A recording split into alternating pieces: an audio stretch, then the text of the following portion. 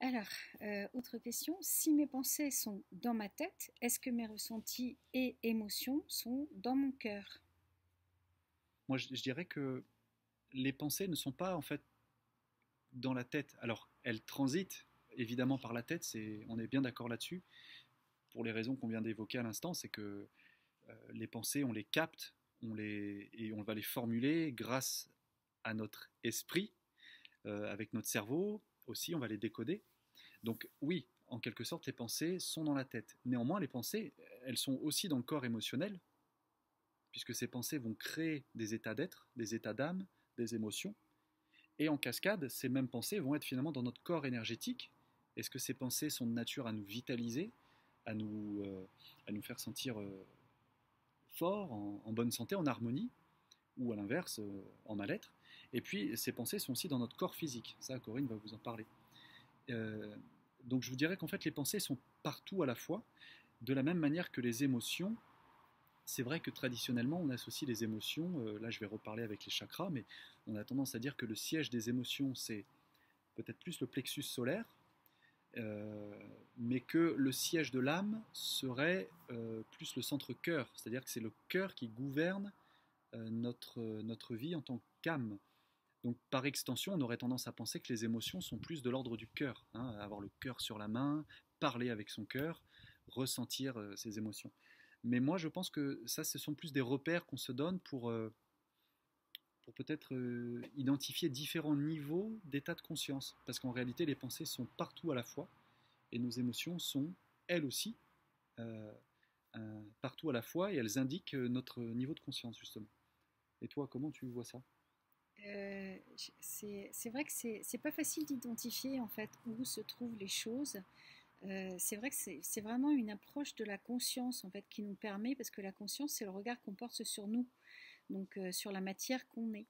Donc c'est vrai que c'est la conscience qui va faire les choses, qui va nous départager là-dessus. Mon émotion, si, effectivement, en général, la connexion à l'âme, en fait, c'est le corps émotionnel, c'est vrai que c'est le cœur. C'est-à-dire que si on parle avec amour, on est directement en communication avec notre âme. Et on peut, dans le corps émotionnel, avoir un taux vibratoire des émotions, donc des énergies. C'est ce dont parlait Johan tout à l'heure, c'est-à-dire la vibration. La vibration peut être haute ou basse en fonction des émotions qu'on vit, mais en fonction aussi de ce qu'on y prête comme pensée. Parce que si je dis le ciel est bleu mais que j'y prête aucune émotion, ça va pas communiquer à l'esprit du ciel. Par contre, si dans mon cœur vraiment je vois un oiseau passer et que ça me met vraiment dans un corps émotionnel très fort, dans une pensée très forte et que je suis en relation avec cet oiseau, et eh bien là en fait j'ai une émotion qui va se traduire immédiatement. Et dans mes corps éthériques, ça va se visualiser par les chakras, par la couleur, par la densité énergétique qui va être moi. Alors oui, on peut synthétiquement, je pense, on peut résumer que le cœur, c'est le corps émotionnel et que la tête, c'est le mental. Euh, c'est vrai aussi, mais je pense qu'il faut vraiment prendre du discernement sur les choses et comprendre que le tout est dans le tout, comme à chaque fois, hein. C'est que dans nos ressentis, chez des personnes hypersensibles, et ça pourrait être un sujet justement, chez les personnes hypersensibles, il y a souvent cette tendance à confondre ce que l'on ressent, qui peut venir de l'extérieur, hein, dans un échange avec une personne, ou ce qu'on ressent sur un lieu, ou ce qu'on ressent dans une situation, ou par une nouvelle, un événement.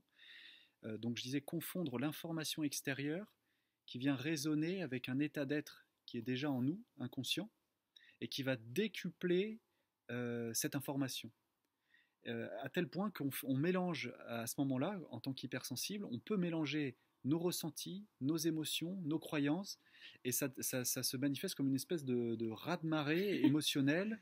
Ça peut être pour certains des crises d'angoisse, de la spasmophilie, ou vraiment un désarroi profond, des colères profondes, parce que précisément, les curseurs dans les ressentis, dans les émotions, sont peut-être pas bien maîtrisés, pas bien perçus. Donc tout se mélange et on perçoit 10 fois plus fort l'information par rapport à ce qu'elle est en réalité. tout cas, ces mémoires, puisque là, quand on parle bien de peur et de jugement, en fait, on parle avec les peurs de mémoire traumatique, et quand on parle de jugement, on parle de programme mental. Programme et... Mémoire. Merci. Programme et mémoire, tout ça, ça fait partie de notre inconscient. C'est le propre de notre inconscient qui, Corinne l'a souvent rappelé, et je vous le redis aussi, l'inconscient nous gouverne à 90%. Donc vous imaginez que si 90% de nos actes et de nos habitudes et de nos réflexes sont gouvernés par notre inconscient, c'est-à-dire justement nos émotions, nos mémoires et nos programmes, euh, alors ça veut dire que finalement on vit on vit notre vie de manière très inconsciente. Donc où se situent nos peurs et nos jugements? Je vous dirais dans votre inconscient. Et l'inconscient, où est-ce qu'il est? Ça, on est dans des zones peut-être un peu plus sombres de la psyché humaine. Je dirais qu'on a la frontière entre les différents corps, c'est-à-dire le corps mental, le corps émotionnel, et que tout ça, c'est dans le package, dans les corps énergétiques de l'être humain, avec lesquels il se réincarne et avec lesquels il vit parfois depuis plusieurs incarnations. Ouais, alors j'ajouterais que les peurs, vraiment, en général, elles sont vraiment ressenties physiquement dans le ventre. Hein, Mhm. c'est généralement le plexus, le ventre. Ça peut être la gorge de temps en temps parce qu'on n'arrive pas à parler, voilà. Que une vraie peur, elle est dans le cerveau reptilien parce qu'une vraie peur, c'est je fuis, je cours parce qu'il y a un danger. Mhm. C'est En fait, je pense que dans la question, il y a la peur, c'est-à-dire plutôt les angoisses ressassées par le mental. Donc, j'ai peur de manquer, tout ça, mais ça fait partie des conditionnements et des mémoires qu'on a. Et tout ça, effectivement, fait partie ça fait partie de la mentalité qu'on a adopté quand on était petit, de 0 à 7 ans, parce qu'il a fallu être dans le système, se faire aimer du système dans lequel on est né, et donc notre famille ou la société. Donc on a été conditionné par rapport à déjà les conditionnements que eux vivaient. Si c'était bien de dire merci, si c'était bien de faire ceci, on a appris en fait à se faire aimer. Et donc c'est ces conditionnements-là qu'il faut regarder dans un moment donné de pourquoi je me fais aimer, pourquoi j'ai peur de manquer, parce que c'est un conditionnement qui est soit karmique, soit une mémoire transgénérationnelle, mais qui a été vécu par l'enfant, petit, de 0 à 7 ans, et qui a été imprimé en lui comme une croyance. Donc ça, c'est dans la tête, c'est le côté analytique, mais analytique inconscient, parce qu'il est totalement inné. Et effectivement, quand on réagit à quelque chose de manière innée, c'est parce que c'est en nous. Et 95% du temps, on réagit, on n'est pas dans notre conscient en fait. Mais quand on fait ce chemin-là d'aller en nous, de regarder qui nous sommes, donc le chemin de soi, et bien là, effectivement, on prend conscience de nos programmations et on arrive à s'en détacher. Et tu as eu raison de préciser que pour ce qui est des peurs, ça se situe essentiellement dans la zone du ventre.